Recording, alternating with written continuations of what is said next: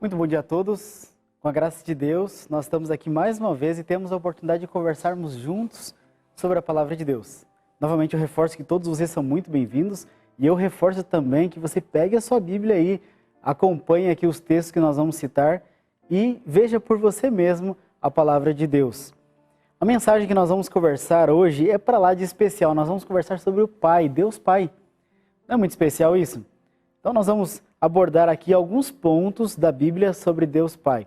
Só reforçando, lembrando também aqui, que a Bíblia foi escrita para pregar o Evangelho é Jesus. Então não se fala tanto sobre Deus Pai e nem tanto sobre o Espírito Santo. O foco da Bíblia é pregar Jesus, do começo ao fim. Mas claro, com certeza tem várias evidências, várias passagens que falam sobre Deus Pai e é o que nós vamos conversar um pouquinho hoje, na parte da manhã e também na parte da tarde. Muito bem.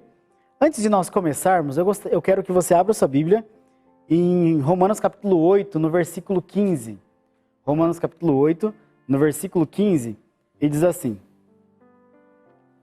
pois vocês não receberam o Espírito que os escravize para novamente temerem, mas receberam o Espírito que os adota como filhos, por meio do qual clamamos Abba, Pai. Certo. Com base agora neste pensamento, eu quero pedir que vocês, neste momento, se desliguem de qualquer coisa que estejam fazendo. Dediquem agora este momento para meditação e para oração. Me acompanhem aqui e peçam a direção do Espírito Santo.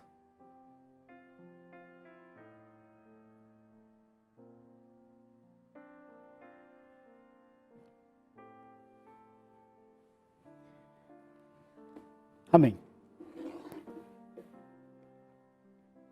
Uma ilustração bastante conhecida, que eu acredito que você já ouviu, mas eu quero reforçar e relembrar aqui com vocês. Diz assim: qual o tamanho de Deus?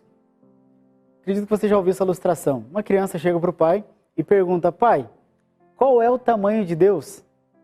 Como que nós vamos explicar isso para uma criança? É fácil de explicar? Na verdade, você sabe o tamanho de Deus? É algo que é difícil nós explicarmos. Então o pai, tentando achar alguma coisa para explicar para o filho, ele viu lá no céu um avião bem distante, o avião estava bem pequenininho, quase não dava para enxergar. Ele falou: filho, você está vendo aquele avião? Ele olhou e falou assim: nossa pai, sim, estou vendo. Quase não dá para ver, mas eu estou vendo. Ele falou: filho, Deus é como aquele avião. E o filho: tá bom. Só que naquele mesmo instante o pai falou: agora eu vou te levar em outro local. E levou ele até o aeroporto. Chegando lá, ele mostrou um avião daqueles de passageiro grande parado. Ele falou: filho, aqui está o avião, não foi aquele mesmo avião que nós vimos lá no céu? Então Deus é de igual forma. O tamanho de Deus depende da distância que nós estamos dele. Você acredita nisso? O tamanho de Deus depende da distância que nós estamos dele. Então eu quero fazer uma pergunta para você nessa manhã. A que distância você está de Deus? Qual a distância que você está de Deus? Qual é o tamanho de Deus para você neste momento? Será que Deus é pequeno? É algo que nem parece ser real na sua vida? Ou Deus é um Deus poderoso, grande, que tem atuado, tem feito a diferença na sua vida? A diferença não está no Deus. A diferença está em nós e na distância que nós estamos dele. Por favor, abram suas Bíblias também em Tiago capítulo 4, no versículo 8. Tiago capítulo 4, no versículo 8. Aqui, o Papai do Céu faz um apelo para nós. E o apelo é bem básico. Diz assim: aproximem-se de Deus e Ele se aproximará de vocês. Eu quero pegar mais essa primeira parte aqui. Aproximem-se de Deus e Ele se aproximará de vocês. Deus tem feito de tudo para estar próximo de nós. Mas se nós nos mantemos distante dele, como que Ele vai poder atuar em nossa vida? Como que Ele vai poder ser real, ser presente em nossa vida? Nós precisamos dar alguns passos em direção a Deus. Deus nos dá essa força para isso. Ele cria os meios para isso também, para nós irmos em direção a Ele.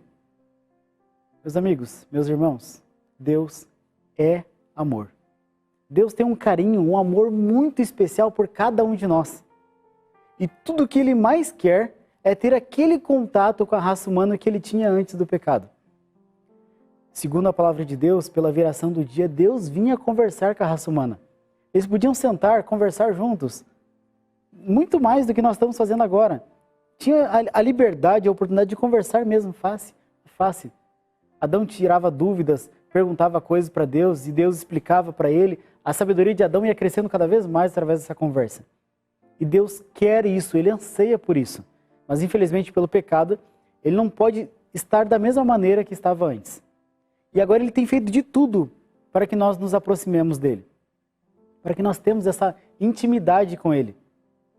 Mas nós temos a nossa parte para fazer. A dele Ele já fez. Um outro verso da palavra de Deus ainda, 1 João capítulo 3, no versículo 1, diz assim: Vejam como é grande o amor que o Pai nos concedeu, sermos chamados filhos de Deus, o que de fato nós somos. Por isso o mundo não nos conhece, porque não o conheceu. Olha só, grande é o amor do Pai por nós, e nós temos a oportunidade, o privilégio de sermos chamados filhos de Deus.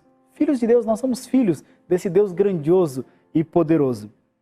Agora, não sei se vocês repararam, no verso que eu li aqui antes de começar a mensagem, de Romanos capítulo 8, versículo 15, no final do verso, diz que nós recebemos o Espírito de Deus e agora nós podemos clamar Abba, Pai.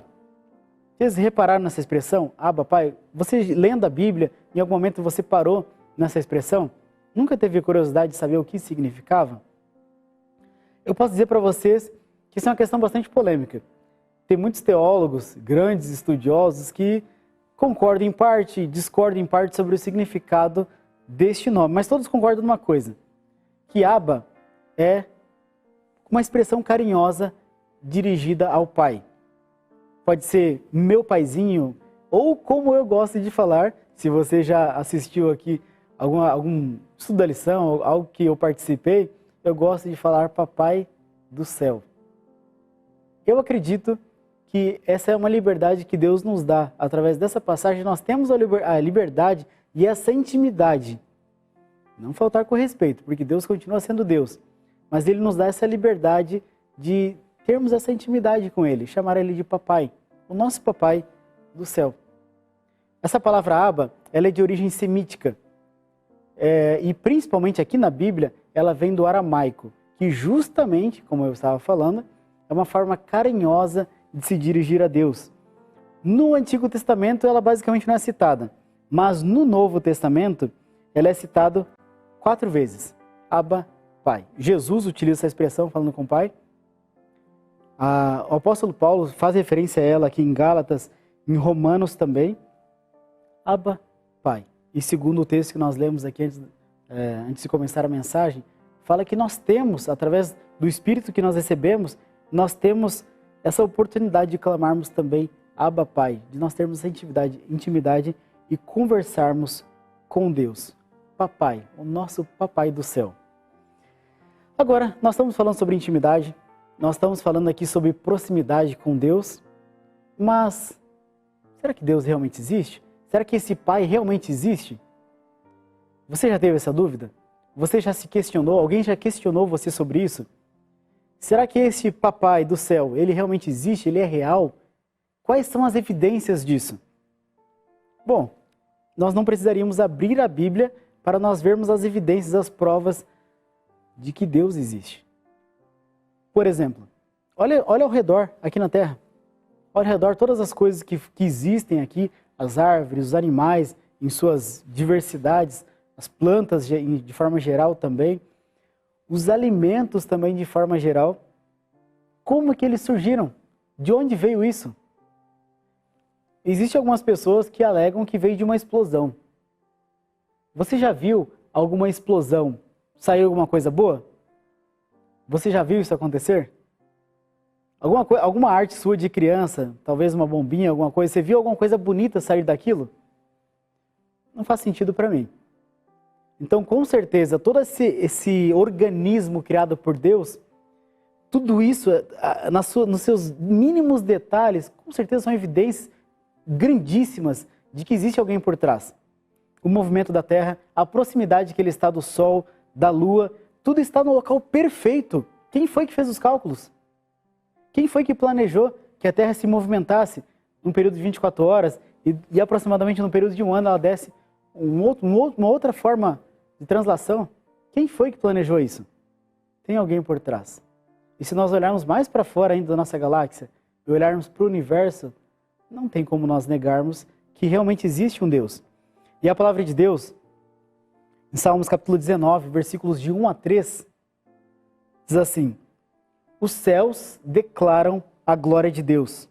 O firmamento proclama a obra de suas mãos. Um dia fala disso a outro dia. Uma noite revela a outra noite. Sem discurso, nem palavras, não se ouve a sua voz. Mas a mensagem está clara na natureza. É o que fala aqui o salmista, capítulo 19, versículos de 1 a 3. Se nós olharmos para a natureza, elas gritam a respeito da glória de Deus, de que existe um ser supremo, muito sábio, muito inteligente, por trás de todas essas coisas. Agora, lendo ainda a palavra de Deus, existem diversas evidências, mas eu destaquei mais duas aqui, que eu quero conversar com vocês. Outra aqui está em Isaías 40, versículo 22. 40, no verso 22. Eu quero pegar a primeira frase, que está assim: Ele é o que está assentado sobre o globo da terra. Falando de Deus, fala que Ele está sentado no globo da terra. Interessante. Mas, peraí, alguém já foi lá fora, lá do princípio? Agora não, na nossa época nós temos satélites, pessoas que já foram fora da terra, mas lá na época, desde Adão, quem saiu da terra? Quem tinha conhecimento de que a terra era um globo? Eu acredito que você sabe, se você conhece um pouquinho de história, você sabe que até agora, na Idade Média, acreditava-se que a terra era quadrada. Que se você fosse em algum determinado ponto da terra, você ia cair, porque ela era quadrada. Quem foi que disse para Jó, ou melhor, para Isaías, que a terra era um globo? Dependendo da versão, fala o círculo da terra, a esfera da terra, mas não importa. Quem disse que a terra era redonda? Quem foi que disse para ele? Com certeza foi o mesmo Deus que criou essa terra, que disse para ele. Porque humanamente, só pela sabedoria humana não tinha como eles saberem que a terra era redonda. Hoje, como eu falei, com as tecnologias, nós temos essa facilidade, mas naquela época não tinha. Com certeza foi Deus. O Deus Criador revelou para Isaías que a terra é um globo, é um círculo, porque foi assim que Deus a planejou e foi assim que Deus a criou. Ainda um outro verso da palavra de Deus está em Jó, capítulo 26, versículo 27, que mostra que tem alguém por trás de tudo isso. Tem alguém por trás, alguém que revela também informações que nós não temos acesso. E diz assim o verso: Ele estende os céus do norte sobre o espaço vazio, suspende a terra sobre o nada. Parece básico, todo mundo sabe agora que a terra está sobre o nada. Mas antigamente não se sabia também. Quer ver? Observe ao seu redor. Tem alguma coisa flutuando aí ao seu redor? Tem alguma coisa pairando sobre o nada? Não tem. Aqui também não tem, está tudo fixo. A cadeira está encostada no chão. O púlpito aqui também está encostado no chão. A minha Bíblia, ela está encostada sobre algo também. Tudo que existe aqui na Terra está encostado sobre alguma coisa. Não tem nada flutuando. E se flutuar, nós vamos achar estranho. Essa não é a realidade aqui da Terra. Deus criou uma lei, a lei da gravidade. E tudo que está dentro da Terra está submetido a essa lei. Então, como que Jó teve essa informação de que a Terra estava pairando sobre o nada? Tinha diversas teorias no mundo antigo. Uma delas, inclusive, que tinha um Deus que segurava a Terra, que estava com a Terra nos ombros. Diversas teorias absurdas. Mas Jó sabia que foi Deus que colocou a Terra sobre o nada e mantém ela suspensa sobre o nada até hoje. Mesmo sem ter tecnologia, sem ter satélites, ele já sabia porque Deus revelou para ele. Isso é uma evidência de que Deus está por trás de tudo. E inclusive que Ele pode compartilhar a sabedoria dele comigo e com você. Mas vocês querem saber a maior evidência da existência de Deus nos nossos dias? A maior evidência que sempre houve, ela está no coração da raça humana. Eclesiastes capítulo 3, no versículo 11, diz assim, falando de Deus, ele fez tudo apropriado a seu tempo. Também pôs no coração do homem o anseio pela eternidade. Mesmo assim, ele não consegue compreender inteiramente o que Deus fez. Olha só, essa parte aqui é bastante comovente, bastante profunda. Aqui, Eclesiastes, o salmista, escrevendo inspirado por Deus, claro, ele diz que Deus colocou a eternidade no coração do homem. O que é eternidade? Qual a explicação que você sabe de eternidade? Eternidade é algo que não tem começo e não tem fim, algo infinito. E Deus colocou isso no nosso coração. O anseio pela eternidade, colocou a própria eternidade, dependendo da versão, fala que ele colocou no nosso coração. Por isso que, olha para frente, olha a sua vida para frente. Não importa a sua idade, você sempre quer viver mais. Você não consegue ver um fim na sua vida. Você sempre quer mais, você quer viver para sempre. Porque Deus colocou isso no nosso coração. E mais ainda, esse espaço no nosso coração, que cabe à eternidade, ela foi feita para caber Deus. Qualquer pessoa que tenta ignorar a existência de Deus, ela sente esse vazio. Pode tentar preencher esse vazio com qualquer outra coisa. Muitas pessoas vão para festas, bebidas, drogas. Muitas pessoas vão para o lado do dinheiro, querem conquistar, mas nunca vai ser o suficiente. Não existe nada neste mundo que possa preencher esse espaço. Esse espaço foi criado para Deus. E somente Deus pode preencher. Muitas pessoas, às vezes, a duras custas, elas vão lá, fazem diversas experiências tentando preencher esse vazio, mas ele não pode ser preenchido. Então elas têm que admitir que falta algo, está faltando Deus. Já ouvi experiências de diversas pessoas, inclusive algumas autodeclaradas ateias, pessoas que não acreditam na existência de Deus, ou ignoram a existência de Deus. Mas quando chegam no final de sua vida, elas têm que admitir que faltou Deus na vida delas. Às vezes, em tempo oportuno, elas reconhecem Deus na vida delas. Outras vezes, é tarde demais. Não há mais oportunidade. Mas eu considero que a maior evidência, a maior prova de que Deus existe é justamente isso. Falta algo no nosso coração. Está faltando. E esse algo só pode ser preenchido e satisfeito com Deus na nossa vida. Você tem sentido esse vazio?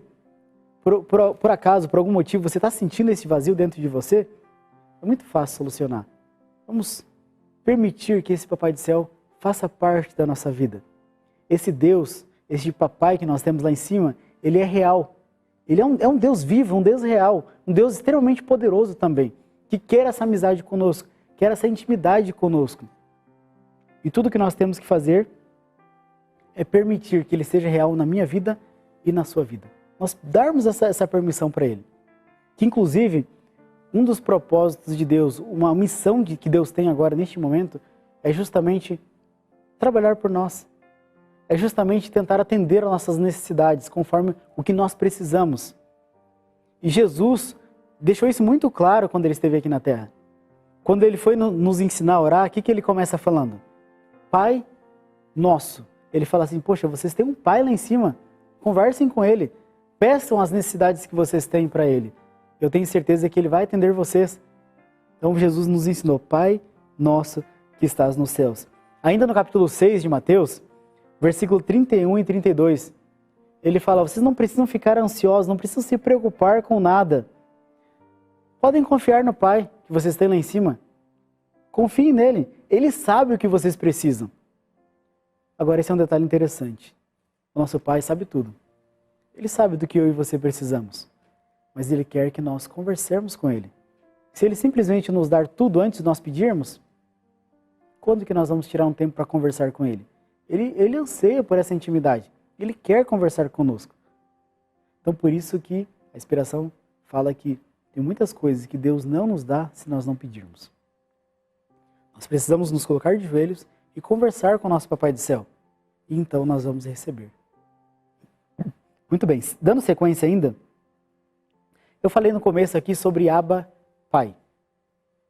Que nós precisamos desenvolver essa intimidade, nós precisamos chamar nosso Deus de Papai, o nosso Papai que está lá em cima, no céu.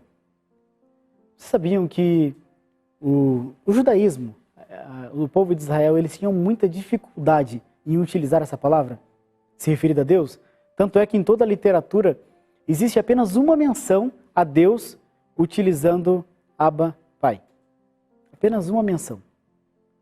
eles, de certa forma, eles viam Deus como um ser autoritário, um ser extremamente poderoso e que inclusive queria punir. E Papai do Céu sempre fez questão de tentar mudar isso da mente deles, mas eles tinham essa ideia equivocada a respeito de Deus. Eu apelo para vocês, não vamos manter essa ideia equivocada no nosso coração. O nosso Deus é um Deus poderoso, um Deus santo, sim, nós não podemos confundir isso, mas Ele quer ser nosso papai, Ele quer estar próximo de nós. Inclusive, essa menção que é feita aqui na história judaica, está no Talmud babilônico, e fala que quando eles tinham necessidade de alguma coisa, eles iam até os rabinos, eles iam lá e pediam para que eles orassem por chuva. Mas o fato interessante é que as crianças, nesse determinado momento, nessa história que está narrada, elas chegam até o rabino e falam: Abba, Pai querido, nos dê chuva, nos dê chuva. E então a menção que faz Abba Pai a Deus é justamente esse rabino dirigindo-se a Deus. Ele diz assim: soberano do mundo, faz isso por aqueles que não podem distinguir entre um Abba que pode dar chuva e um Abba que não pode dar chuva alguma. As crianças entenderam errado nessa história ali. Elas acharam que era o rabino que ia mandar chuva. Mas é o nosso Pai querido, nosso Papai do Céu é que pode mandar chuva e pode atender qualquer necessidade que nós estejamos. Então é a única menção que eles fazem aqui a Abba, a Papai, se dirigindo a Deus. A única menção. Eles preferiram, na época, manter uma certa distância de Deus. E, como eu falei, não vamos fazer a mesma coisa, não vamos cometer o mesmo erro. Nós temos essa liberdade, através de Jesus, nós somos adotados à família de Deus novamente. E nós temos essa liberdade de clamarmos Abba, Pai. É o que fala a palavra de Deus. 1 Pedro capítulo 5, no versículo 7, agora que nós estamos mais confortáveis com Deus, nós podemos fazer isso aqui, ó. A palavra de Deus diz assim: lancem sobre Ele toda a sua ansiedade, porque Ele tem cuidado de vocês. Lancem sobre Ele toda a sua ansiedade. Não é para você escolher o que você vai colocar nas mãos de Deus. Não é para você escolher algumas coisas que você queira carregar. Entrega tudo nas mãos de Deus. E se nós fizermos isso, nós vamos descansar mais tranquilos, mais seguros, porque nós não estamos sozinhos. Da mesma forma que uma criança confia sem restrição no seu Pai aqui da terra, nós devemos confiar muito mais no nosso Papai do céu. Nos entregarmos totalmente, deixar que Ele nos conduza, toma conta do nosso futuro. Então, sim, nós vamos ter o privilégio de desfrutar o carinho desse Pai. E para nós finalizarmos a mensagem dessa manhã, quero ler um pensamento inspirado, que diz assim: e qual é a felicidade do céu se não ver a Deus?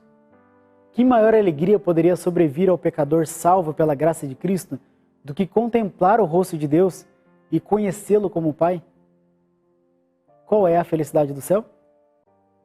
Ver a Deus. Essa é a felicidade de nós estarmos no céu. A maior alegria que pode vir ao pecador é nós podermos ver a Deus e conhecê-lo como nosso Pai.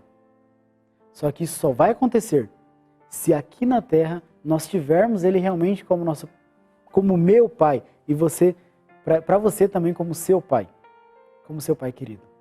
Não um Deus, o Deus do mundo, mas o meu Deus, o meu Pai, individualmente. E quando nós chegarmos lá, nós vamos ter essa liberdade, essa intimidade e querermos também conhecê-lo, conhecer o nosso Pai que está nos céus. Meu desejo e minha oração para todos nós nessa manhã é que nós possamos correr atrás disso. Deus tem feito tudo, como eu falei ao princípio. Ele tem feito tudo para estar próximo de mim e de você. Que eu e você também possamos fazer tudo para nos aproximarmos cada vez mais de Deus, até termos uma intimidade tal que nós possamos estar com Ele, lá na casa dele, lá no céu. Deus abençoe para isso. Amém.